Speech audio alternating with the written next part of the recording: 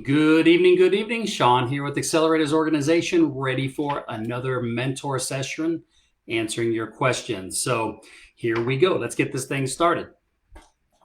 The first question comes from Alex, and Alex says, should overtime be optional or mandatory?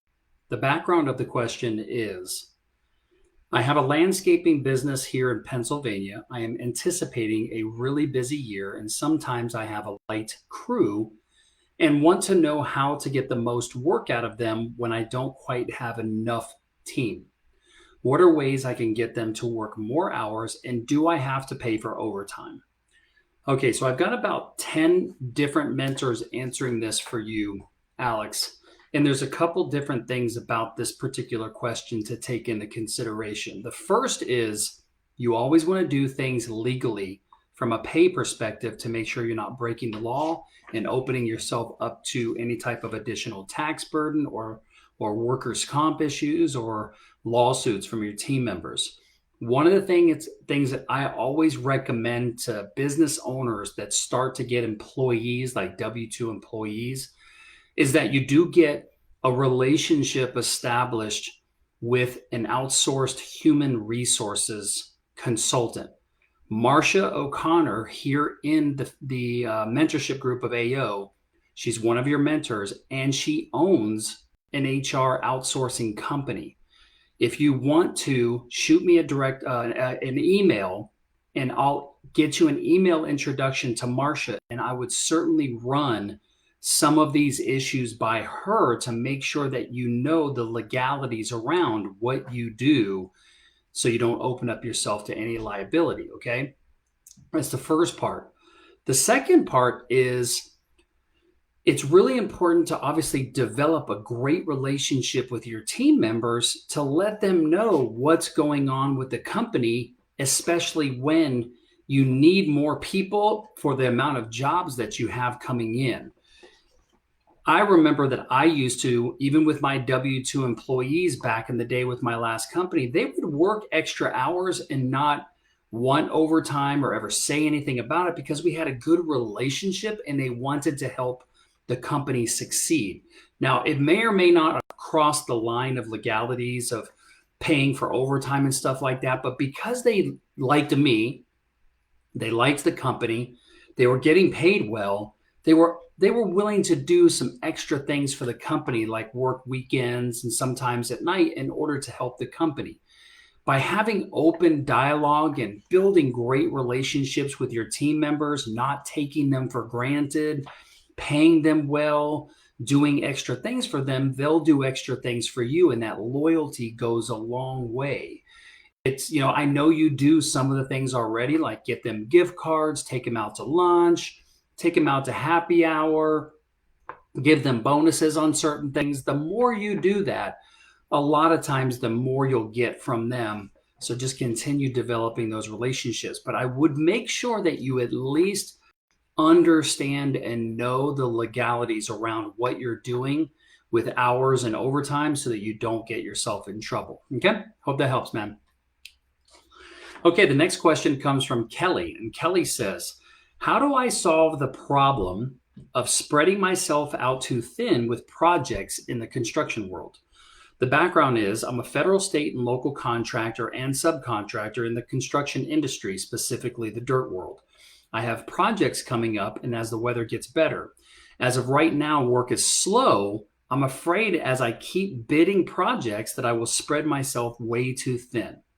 I will be in a situation very soon where I'm anticipating that I will have an absolute need to hire fast. At the same time, I'm assuming that I will need to fire fast as well. My company is small for now. This year is projected to earn rough gross of $350,000 if I can complete all my projects. I have interviews scheduled starting next week, and as of right now, I'm the only employee. Okay, Kelly, I've got about 8 or 9 mentors answering this for you.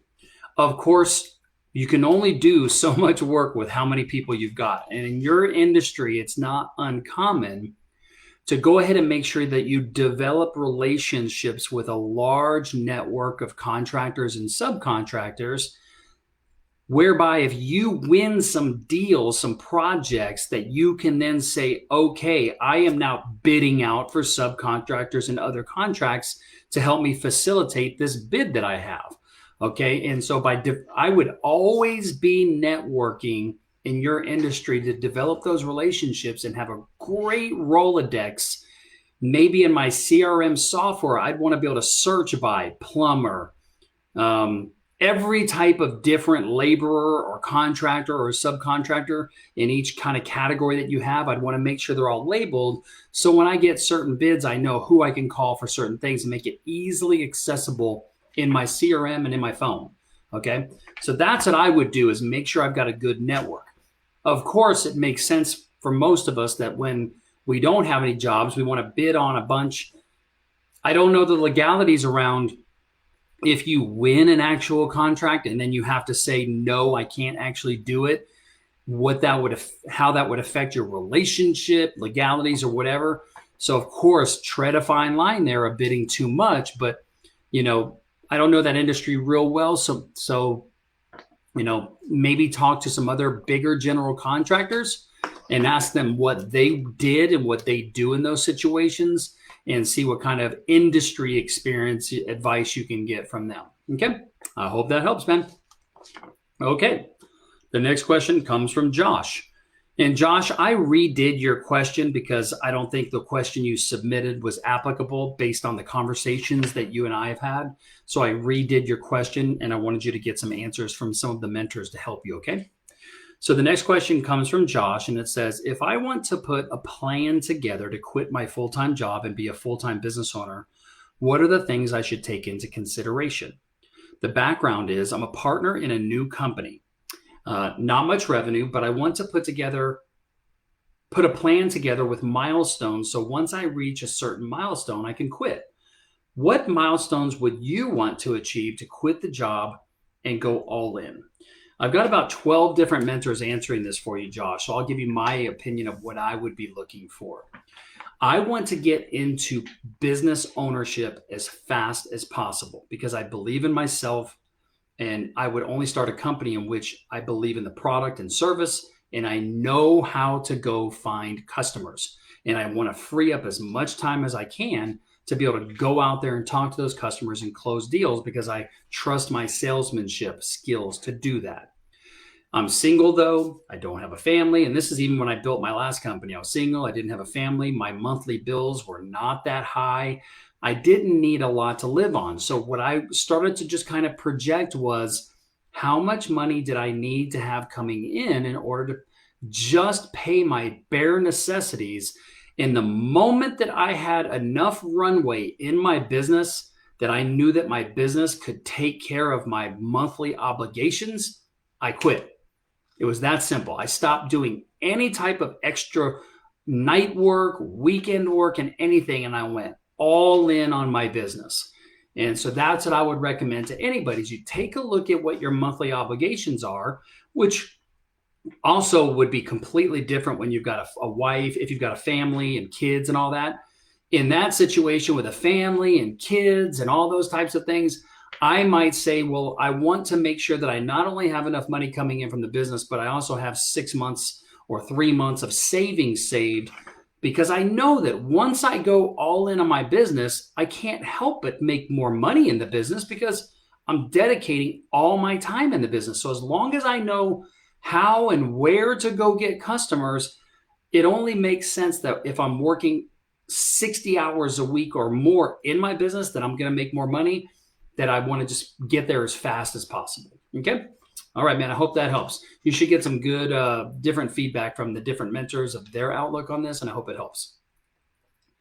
Okay. The next question comes from Ricardo. And Ricardo, I modified your question because I think the question that you put, you weren't quite ready for the stage of what you were looking for. But I think this question that I put in here for you is more applicable to what you're thinking about.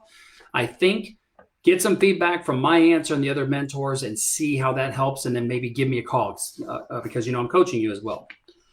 So the next question from Ricardo says, is being a barber or owning a barber shop what I should do long-term?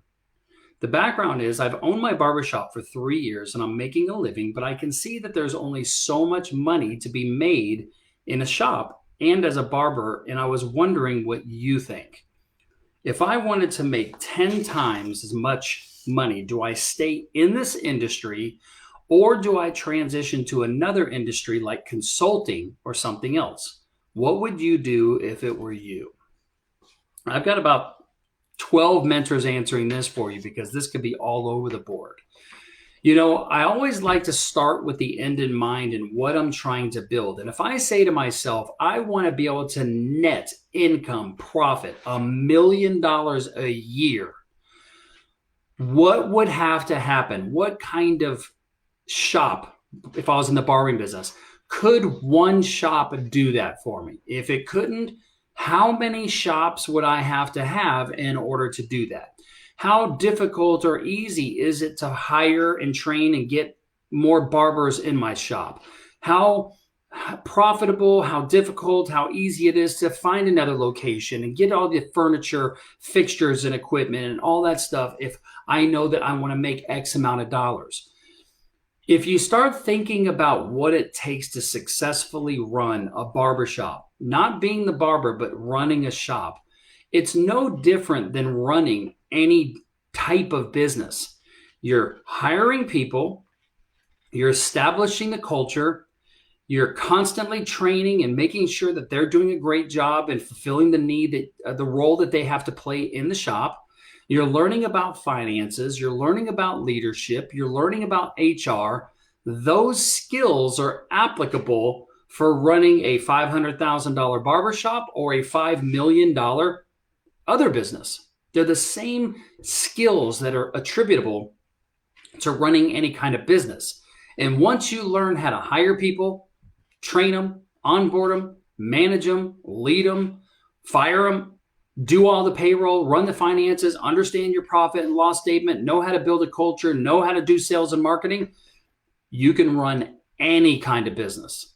Then all you're going to want to do is develop the industry experience in that business and then the understanding the clients and the buyer persona. But you basically have the skills to run any kind of business. So if I'm going to spend 40, 50, 60 hours a week as a business owner running a business, I would like to be running a $5 million business as opposed to a $500,000 business, right? Same amount of time in the day, and I'm going to use the exact same skills to run a $5 million business as I do a $500,000 business. Now that right there is a life and business hack of understanding that that's how it works. So take a look at your situation and determine, do you want to do that as a barbershop owner? Probably have to have multiple locations, manage a certain amount of people, certain types of margins, or is there another industry or another business that you could excel in that you could be working the same amount of hours and making 10 times as much money? That's something to think about. All right. After you get the answer from all the other mentors, maybe set up a call with me and let's talk about it. Okay. All right. The next question comes from Belinda. Now, Belinda, you did not ask this. I put this in here for you because I wanted to get some more questions to the mentors. So I hope this one is a little bit applicable based on the conversations that you and I have had. Okay, the next question comes from Belinda, and Belinda says, how do you narrow in on one business to build when in the beginning you might be doing a few and you also know that someday there's even something else that you want to do longer term? The background is I'm involved in quite a few things to make a living now, like divorce coaching, small business coaching, real estate, et cetera, and I don't really have a team and I feel a little lack of focus. Should I go all in on one thing or dabble in a few, and what are the pros and cons? All right, I've got about 10 different mentors answering this one for you. So I've already answered this one for you. Especially when we're working by ourselves, it's hard enough to run one business. But if we distract ourselves away from the one business to do two business, three business, then we're not really giving each and every business all of the attention that it needs in order to fully flourish and excel. The only way to run multiple businesses at the same time is if each business has its own CEO or general manager running those businesses where they are working 24/7 in that business in order to propel it forward. When we spend 10 hours a week on this business, and then we say, okay, now I'm going to go spend 10 hours on this business, that means that other business isn't getting that 10 hours of work that it could use in order to grow because you're off doing another one. So I would really try to hone in on what business, if the financial reward is what I'm really looking for right now at this stage, which business can put off the most profit if I go all in on that business? And that's where I would go. I have learned firsthand from doing it that I only needed one business in order to become financially independent and make millions of dollars. I didn't need 3. I didn't need 4. All I needed was one, and I needed to grow that business. So I have lived that life and seen it. I've also mentored people that have had multiple businesses, and I have not found one that could successfully run multiple and all of them make millions and millions of dollars. Haven't met anybody who's done that yet. Okay. All right. Hope that helps. Okay. The next question comes from Kimberly Benjamin, and Kimberly says, what tools and routines can I use to stay ultra focused for my business? The background is I've always been a hard worker / hustler mentality, but now I'm beginning to go all in on one niche, one product. How can I stay focused? What tools or ideas can you share to help me stay very focused on the sales and operations of my new business as I see tremendous potential? Thanks. Okay, I've got about 6-8 mentors answering this one for you. And I put this question in here for you, Kim, because we needed more questions for the mentors, and you and I have talked about this. So I thought some perspective from some of the mentors would help you with this, okay? So one of the things that I would look to do immediately is to time block. I use Microsoft Outlook. You can use Google Calendar or whatever calendar software program you use. And I like to look at 3 colors. And I learned this from a coaching program that I was in called Strategic Coach. And there's green, red, and blue hours. Okay. Red hours are revenue generating activities. Those are all around. The only things I'm going to do during that time are things that are going to lead to more income and more sales. Blue would be administrative time, which means it's just fulfillment of orders, customer service, working on my bookkeeping, trying to get money from people that I've already sold, things like that, things that are administrative in nature and not adding to sales. And then green is pure family and personal time. I will not take a phone call for business. I will not meet anybody. I won't answer an email. I'm not doing anything business related because I know that I need some green time, some free time in my life. And I would do this I used to do it initially by the week. Then I would start scheduling my entire quarter before the quarter even started. And that's when it got really magical because I knew what my schedule would be for the entire quarter. And in that quarter, I would automatically, before the quarter even started, I would schedule 2 weeks vacation, which meant if somebody said, hey, can you meet with me during this date? I would go, no, I'm on vacation. There was never, ever a time when people wouldn't find a way to do business with me during my red and blue time when I told them, hey, I can't. People wanted to do business with me. And if I said I can't do it on that date, they were going to find another date to work with me. Now, the cool thing is, though, is if you build a company, you can say, hey, I can't meet with you during that time, but one of my team members can. So that's one of the great things about building a company. The company can still facilitate doing work, even if you don't. And I like to schedule it out all week long. I put in my green first, then I do my red, and then whatever's left over, I do for the blue. And I want to make sure that I'm doing enough red activity that's going to produce me the financial results that I need on a weekly, monthly basis. And that's one of the ways to stay extremely focused is to write down on a piece of paper, these are all the activities that are red activities. These are all the activities that are blue activities. And I want to make sure that I give myself enough activity to do in each of those colors before I even start the week. And I just live by my calendar. The more you just live by the calendar, the more efficient and productive you can be. Okay? So that's what I do. I hope that helps out. Okay, the next question comes from Lysandra. And Lysandra says, what things can I do to keep thinking bigger and build a bigger business than just myself and my husband? The background is I have a baking business and I specialize in custom cakes and dessert tables. It's mostly me and my husband, and I really want to grow and build something. Would love to know what you did to build what you built and some things I can do to break through these limited mindset beliefs. Okay, I've got about 10. All right, I think I have almost every mentor answering this one for you, Lysandra. And I know that you didn't ask this question, but you and I have talked about this quite a bit. So I wanted to get the other mentors to chime in on things that they do and have done to think bigger. Okay. And so for me, I always thought big. So it's very difficult to think about what things I have done to get myself to think bigger because I've always been a big picture thinker. I feel based on meeting and knowing you that you are a big picture thinker and you like to think creatively.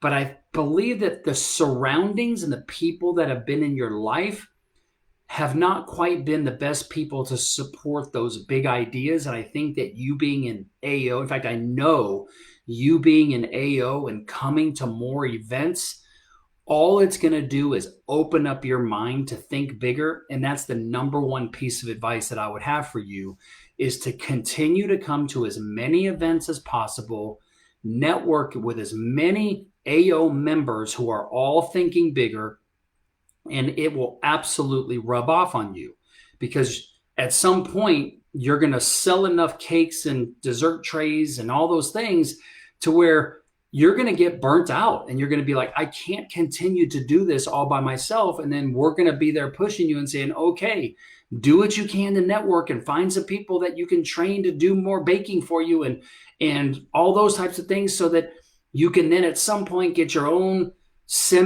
shared commercial kitchen space and get people to work there. And we're going to be there with ideas and support to help you through all that.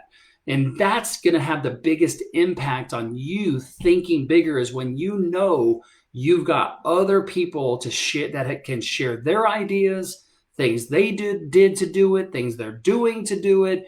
And it's going to make you feel that much less fear of thinking bigger and acting and making decisions that force you to grow.